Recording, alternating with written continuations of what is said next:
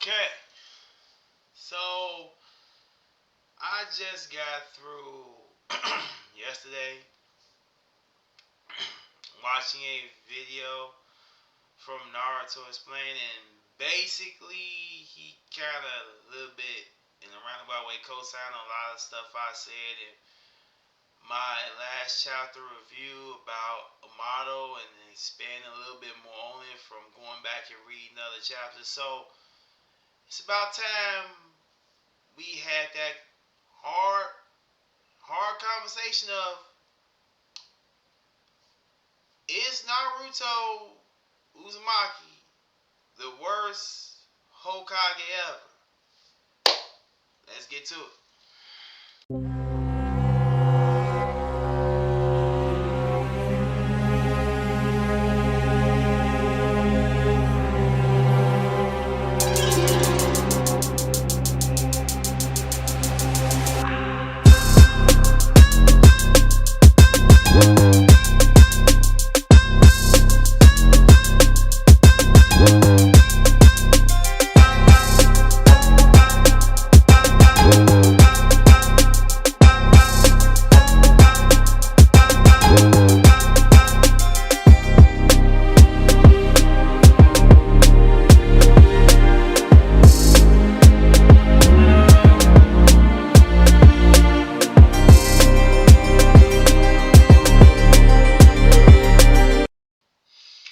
Alright, well, everybody, what's going on? This is your Anime Legacy in the Anime Lounge again. And like I said in the intro, I got through watching a video by Naruto Explain talking about the current state of Boruto, and I'm going to expand on it in the sense of saying, is Naruto the worst Hokage of all time? Now, I can't remember everything that he put in the video because I kind of watched it yesterday. But I recommend you go look at his playlist and, watch that video. But essentially, he basically said what I said in my last review. He's like, models up to stuff. And this man literally has too much control. And from what he said, when you go back and read the previous chapters of from when Amato was introduced up to the present in the Boruto universe, this dude has been scheming for a while. Now again, I can't remember it all. I'm not going to spoil the video, so go watch that. But I am going to just go co-sign and say, yeah, this dude was willing to play five-dimensional chess with people that had God-tier powers. He ain't just trying to bring his daughter back. As I said in my Two Blue Vortex review for the last chapter, he ain't just bringing his daughter back. He ain't just trying to, be reunited with his loved one. He got bigger aspirations than that.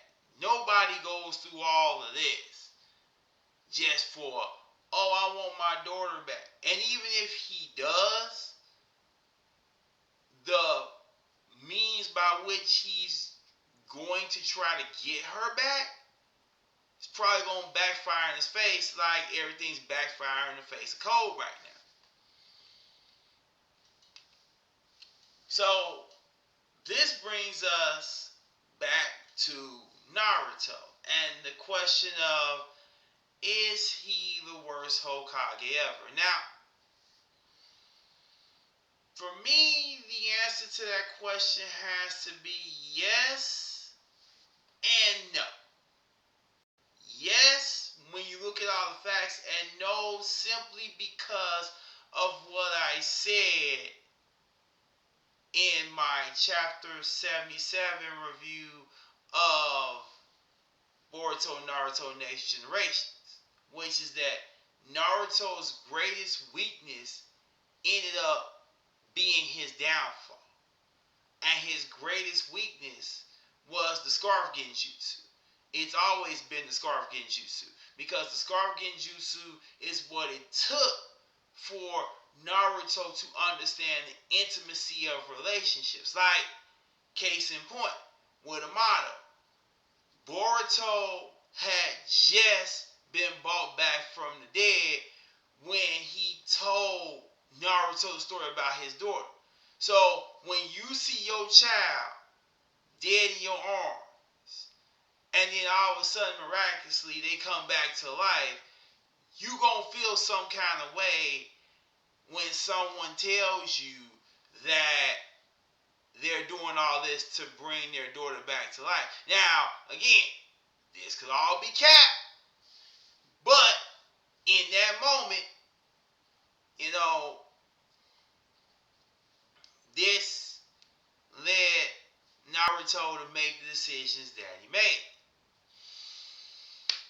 You know, unfortunately, those decisions have left Konaha in the hands of a man like Amato. I mean, before Two Blue Vortex, Chapter 15, you could say Naruto was the worst Hokage simply because the people who are the most powerful in Konoha have no love for Konoha. I mean, Ada and Damon could just leave Konoha like today. If Ada wasn't simping for Kawaki, and I'll probably make another video about Ada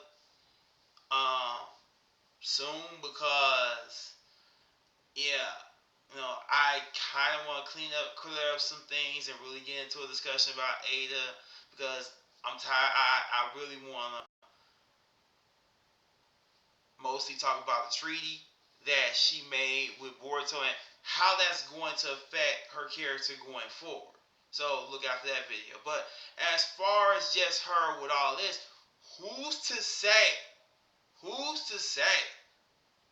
that Amato doesn't have a way of controlling her? And if he can control her and figure out how activate omnipotence, again, like I said in my comeback video, all of this that's happening with omnipotence right now, this was an accident. Nobody want this to happen. Kawaki is evil because he took advantage of the situation and put a kill on sight order on Boruto by basically accusing him of trying to murder his mother and father. That's what makes it wrong. I mean, Boruto can't go home to Auntie Hanabi's house. Gaara is in the situation he's in because he was leading a manhunt accompanied by Shinki and his other children to capture Boruto and possibly kill him. So for anybody who think Kawaki is some kind of heroic character because of what Boruto said, that don't take away from the fact that you did what you did, bro. You may have justifiable reasons. You may be a justifiable villain, but a villain you still are. And speaking of the villainy, is the fact that Amato has all this control over Kawaki gonna be the reason that they split? Maybe we may see a situation where Kawaki really does want to work with Boruto, really does want to, do things the right way. But Amato's control over Kawaki forces Kawaki's hand to go down a path that he may not have wanted to go down, because let's be real, the common thread between Kawaki and Code is someone always wants them for something and they don't necessarily have the freedom to do what they want to do with their own lives. Yes, Kawaki has more control over his life now thanks to Naruto, but again, we see Amato watching the conversation between Boruto and Kawaki through his eyes. So, yeah, you may have a moniker of more control than code does. But you don't have control over your life if somebody can just pretty much hijack your eye and look in your conversation. You know? Just saying. You know? And this is why you have to consider Naruto one of the worst, if not the worst Hokage, because let's be real, even Danzo, as terrible as Danzo is, I say screw Danzo every day. I mean, ain't no way you supposed to be sacrificing the futures of children. I mean, go watch Naruto Explains video on, why Naruto loves ramen. And if you ever thought Danzo was a villain, I want you to come see me and we gonna have a conversation after you watch that video. People not feeding a 3-year-old? Are you kidding me? You kidding me?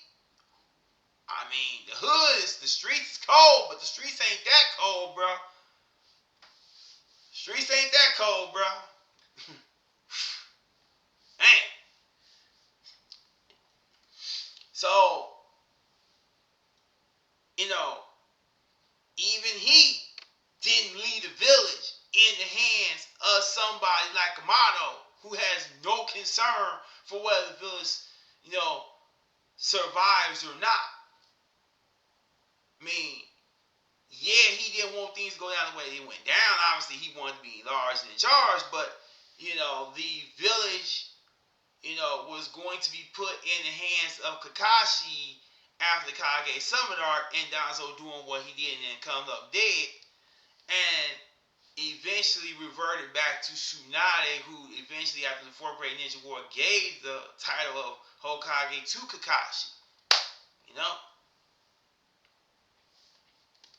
Because Kakashi was him.